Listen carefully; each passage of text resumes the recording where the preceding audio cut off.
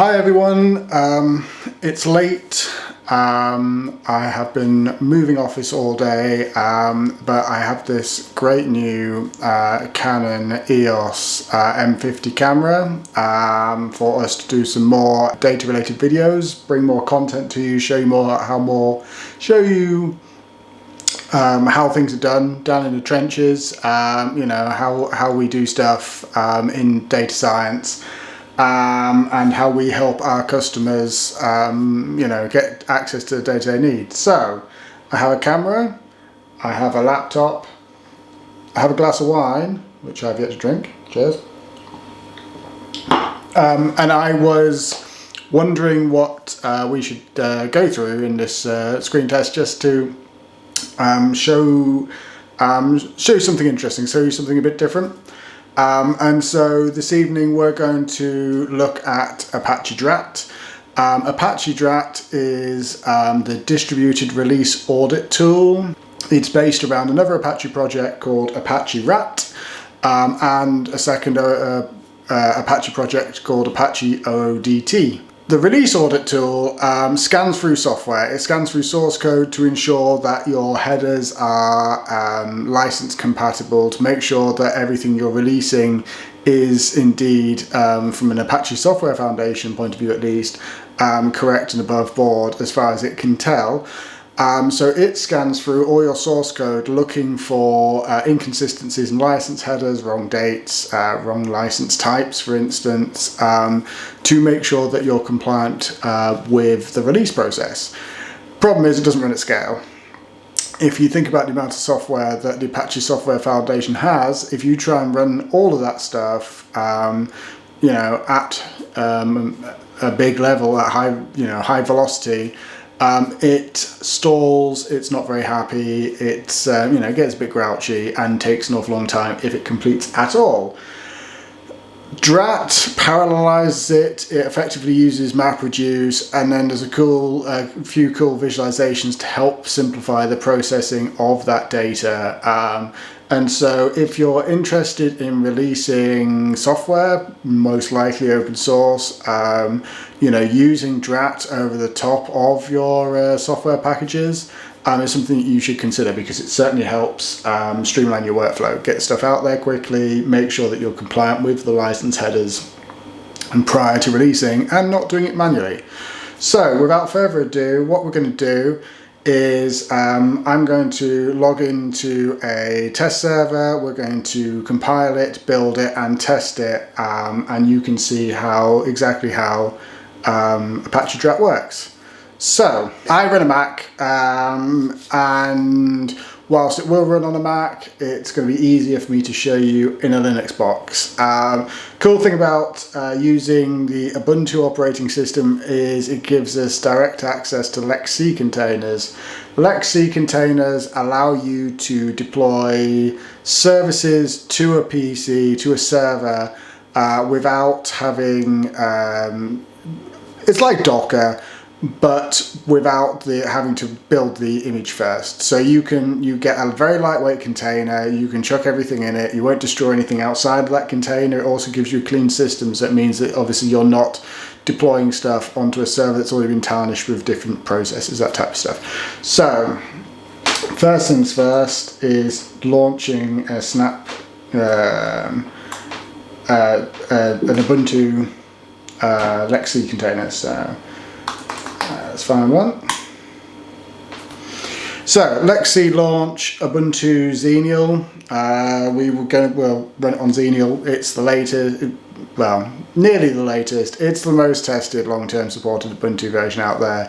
It will allow us to deploy this stuff in a way that we know how it's going to behave.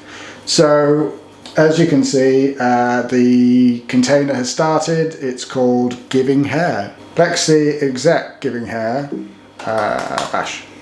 So inside there you can see now that we've got root at Giving Hair. First things first, we want to be able to use DRAT. Problem is, there's currently a bug in ODT. We're working on a fix that will be coming. So by the time you test this, you won't have to do this step, but we're going to do it anyway. Cool. So we're cloning the ODT source code. We're going to check out a release branch, the one that's prepped and ready, that has the fix in. And then we'll do maven clean install skip test to speed it up and go. No.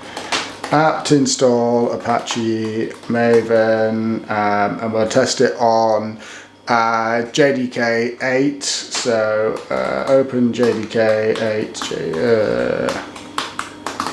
8 JDK. So prerequisites for all this stuff: JDK 8, JDK 9 is probably all right, and then also Apache Maven, JDK 8, and Apache Maven. So Maven is the build tool for anyone that doesn't know. Maven will allow you to compile the software, which is usually pretty important. So let's just install all those.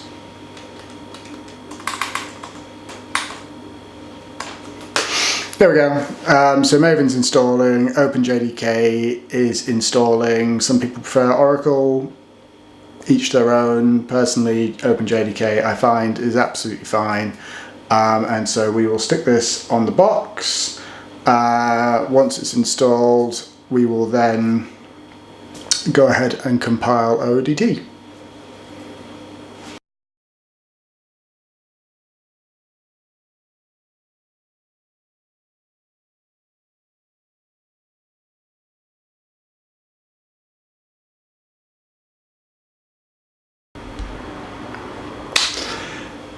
Okay, so we've got OpenJDK Maven installed. So next we're going to run Maven install, Maven clean install, skip tests. We don't care about the tests running. We're not an ODT developer at this point in time, so we will ignore them.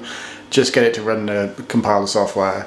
So you'll see it spew out an awful lot of stuff to your screen. It's fine. It's just what Maven does. It's as long as it gets to the end, as long as it says build success at the end, that's all you really care about.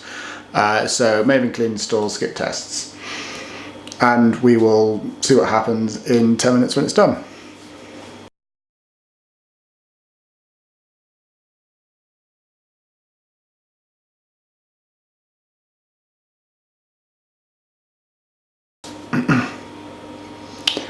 Okay, ODT is installed. It says build success. I'm happy with the way that it's gone. Next thing then, of course, is to install DRAT. The building of ODT just sticks the required files in the local storage place, so it gets the fix, the patch that we built. It means it's local. So next we're going to install DRAT. So like before, we need to clone it. It's a source package, so we start from scratch. So we're on GitHub. We're at github/apache/drat, and I will clone that.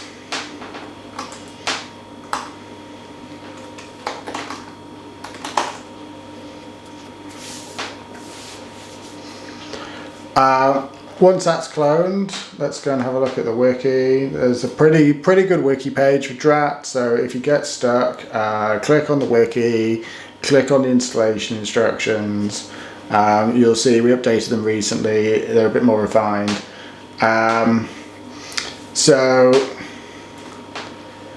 we will do what it says. So make dir -p squiggle DRAT deploy source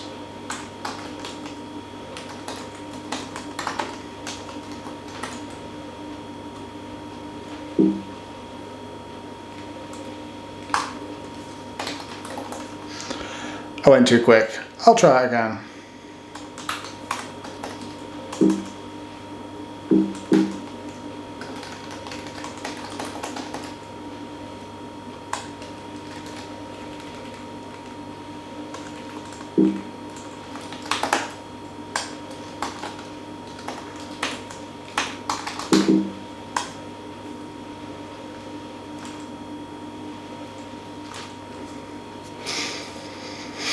So I've cloned DRAT into a source directory. You'll have seen we also created a deployment directory just to keep them separate. This is the prescribed way of installing DRAT. So we cloned it, and then we're going to do Maven install. So again, a Maven-based build. When I get it right, cd DRAT, Maven install. Maven-based build, it downloads the required dependencies and then compiles the software around it. There isn't a great deal of source code with DRAT. It's more a process and workflow setup. Anyone who hasn't used ODT for data management, you're missing out. If you want to build workflows and data processing at scale, then ODT is a great piece of kit. Out of JPL a few years ago, these days at the Apache Foundation, and does a great job. You need to know a thing or two about how to configure it. It's not for the faint of heart. It's not the most straightforward package to get going with, but you can use, DRAT or one of the other ODT based projects as a way to sort of get your head around how the workflows work. So once it's compiled, we will then stick it in the right place and give it a run.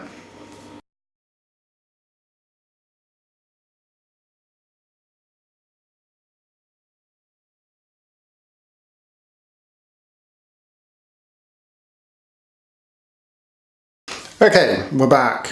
It's built. Build success. The eagle-eyed ones who are watching would have seen it failed the first time. I didn't skip the tests. We didn't have the environment variables set up, so it failed. You can skip the test. It's not a big deal, or you can set the environment variables to what they're required to be. It's entirely up to you. I just skip the tests. Anyway, ignore my Twitter. Next on the list is extracting it to the correct place. So we will untar the output. So we extract the output. Output goes into the deploy directory. Remember the one we created right back at the start. So the output is now inside that directory. And then if you scoot to the bottom of that page, you'll see that there's a whole bunch of environment variables. It's not pretty. You do need a lot of environment variables. And so what we will do is if we copy them, the easiest way to set them is just to stick them in your bash RC and then just forget about them. So we'll do nano. I use nano a lot. I know people who are like, oh, Vim or Emacs. I use nano just because I don't care about all the fancy stuff. I just want to be able to stick some stuff in places. So nano, and there we go. So if we do source.bashrc, if my Linux foo hasn't failed me, need to set the path to the JVM. So if we look at userlib JVM Java 8 open JDK, so set Java home, it's important. Outside of that, I think that's the only change you need to make. That is the only change you need to make. So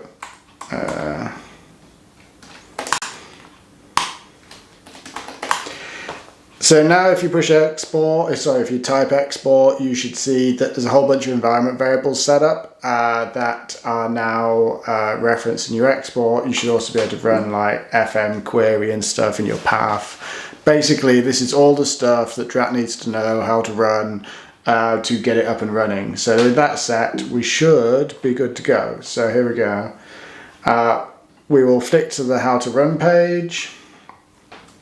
And so it starts talking about ODT. So this is what we're doing. So we're going to start ODT, and in doing so, you should see 3 successfuls. ODT is a bit weird. Sometimes it will say failed even though it's running. So if it says failed, you could try checking like psawks and seeing what the output is. But it should, like mine says, 3 bands are successful, which basically means hopefully that ODT is up and running. So it means you've got your environment variables set correctly. And So what we're going to do is we're going to run it on itself and see how happy it is.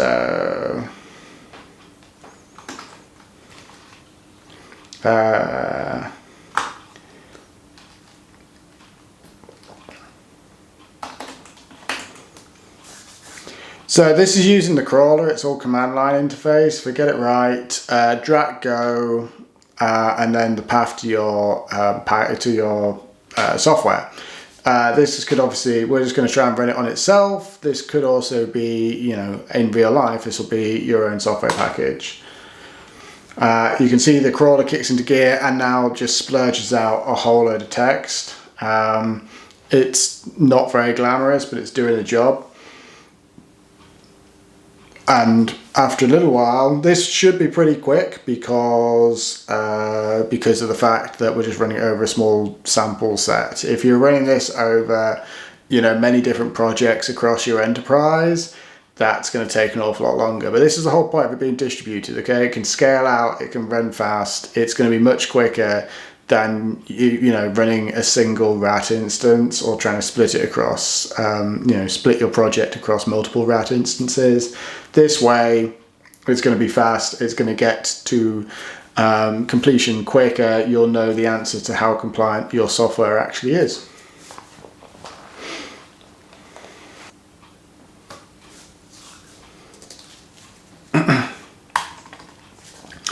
Okay, so DRAT's run. We won't bother looking at the browser or Solar because, no, it's just a lie. We'll look at Solar. Okay, so Solar gets deployed alongside DRAT, and so what we can do is a bit of port forwarding, because don't forget this is inside a LXC container on the server. So what we want to do, rather than doing firewall walls with IP tables, is we'll just bring it local using SSH port forwarding just to make our lives easier. So LXC list, and then we will find giving hair, so we know that's 3331. Control D. I think it's port 8983. I'm going to double check because it's late and I forget these things. Nope, everything's on 8080 on mine. So let's have a look. 8080.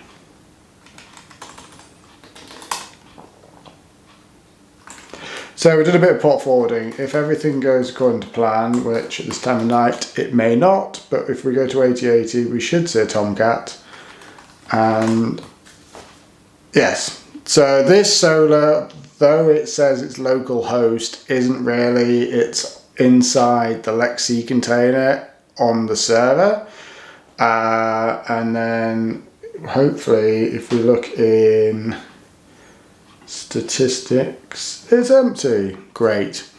We'll check it, we'll take a look at that. Anyway, what I wanted to show you was Proteus. So Proteus, A, runs quicker, B, is web-based, C, should give you nice visualizations when it comes out.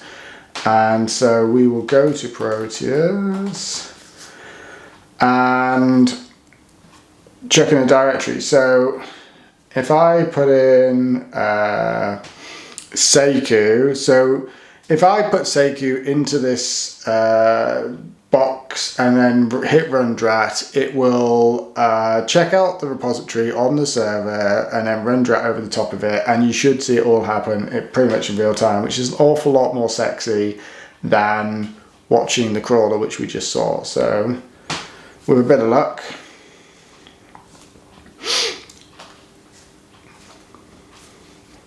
go Proteus. Yay! So Proteus is starting. It's already got some stuff in it, so it gives us a MIME type breakdown, which is a bit of a lie.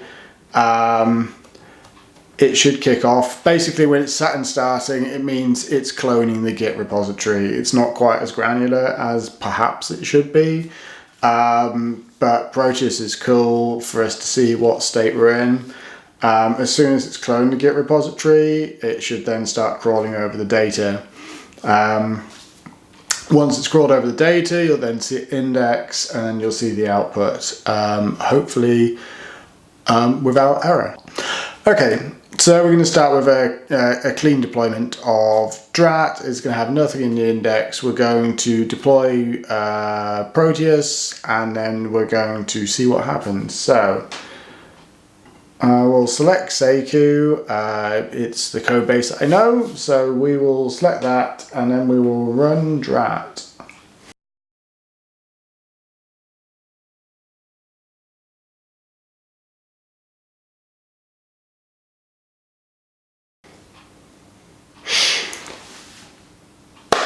So as you can see, it's started, it's crawling, you can see the files ticking over. This is exactly what you expect from Proteus. What you should find in reality is this is an awful lot quicker than running the crawler itself. The crawler seems to run in a single threaded type mode. Proteus distributes itself in terms of its file processing. It will process many files at once, check them at the server, wait for a response, and process them that way. So we're going to leave Seku crawling. We'll speed the video up so you don't have to sit through it all. And then when we come back, hopefully we'll have a result.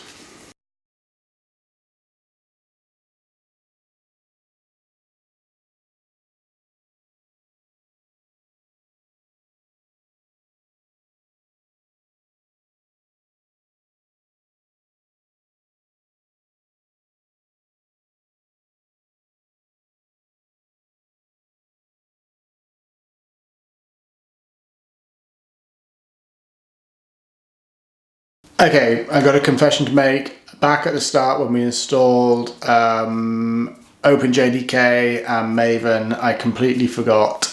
You also need Python 2.7. It doesn't yet work with Python 3. So I've run a couple of things that failed. I've gone ahead and installed Python 2.7. So we'll rerun Proteus, we'll reset Proteus, we'll rerun it. And then see where we get to. This is like, you know, seat of the pants video blogging of of data science. So, you know, bear with me.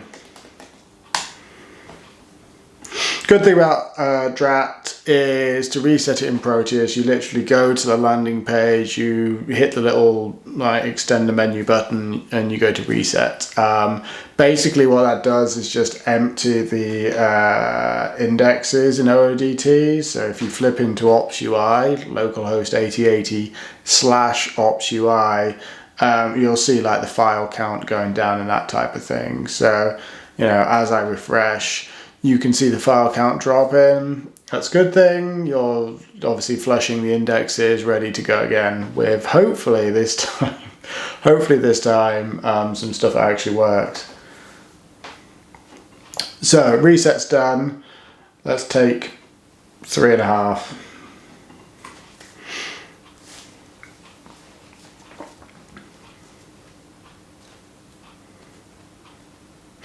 So DRAT back up and running. The crawl is pretty quick. One thing you will have noticed compared to last time with the command line crawler is how much quicker it was. You know, we went through Seku.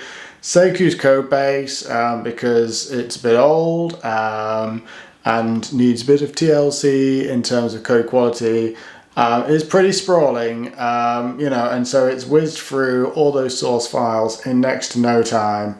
That crawl step is pretty quick. I mean, again, if you flip back to ODT, I believe if I refresh it, you can see obviously it's building that back up. So every time I refresh, there's a bunch more files in it.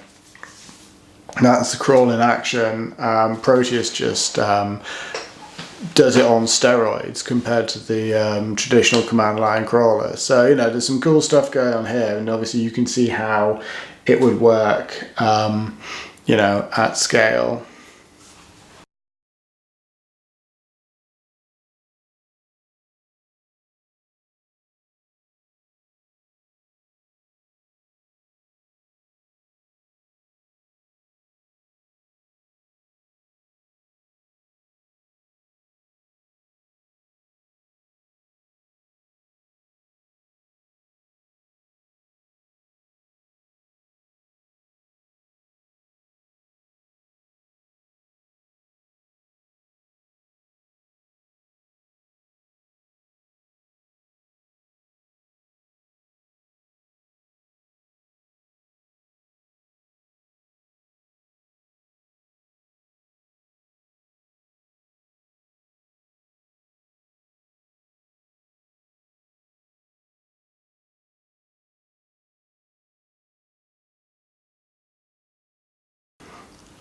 Crawl done, index time. That's how long it took, you know, literally a couple of minutes. Index is done, it's now reducing. This is where it stopped before, so I'm hoping this time we'll actually get to the end.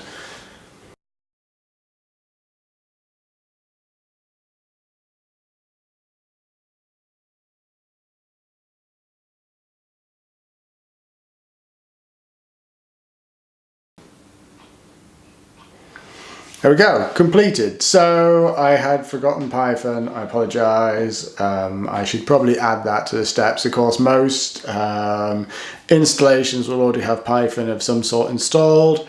Lexi containers are pretty lightweight. They do have Python 3, just didn't have Python 2. So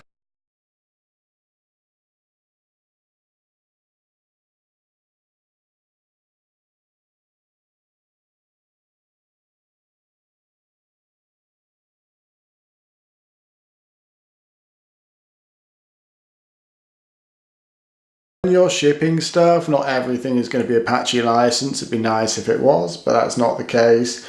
You know, so it gives you a breakdown of how stuff is licensed. Similarly, if you wanted to use this programmatically and extend a service, you can go into Ops UI, you can see the RAT logs and the RAT aggregate logs. You know, if I click on one of these CSV files, and have a look at the output, the metadata down there. With a bit of luck, if I click on one, you know, it will allow me to download it, open it in numbers. There we go. So you can see the run, you can see the run in the CSV. Also, if you wanted to programmatically access it from another resource, Solar is there. You can go and have a look at the statistics. So the statistics are quite cool when there's something in it. And, you know, so you can run the DRAT, you can run the output, and you can see all the files that Solar has ingested. You know, so you can do post-processing on this. There's also DRAT stats coming to the platform. There's a whole bunch of other stuff. So, you know, if you're interested in streamlining your license compliance in terms of your software headers and licensing, you know, DRAT is a good way to be able to do it. Go and check it out. You know, it's an Apache incubator project. The community is very welcoming. We've got interns, we've got Google Similar Code people working on stuff. You know, there's big enhancements to the UI coming soon. But, you know, there's always scope for more. So, you know, if you want to come and participate, you know, feel free to swing by the Apache DRAT project. Sign up to a mailing list. Say hello. Pick a GitHub issue. Feel free to fix it or submit your own. You know, patches are welcome, always welcome. You know, this is DRAT. I hope you enjoyed it. Thank you very much for watching, and I'll see you next time.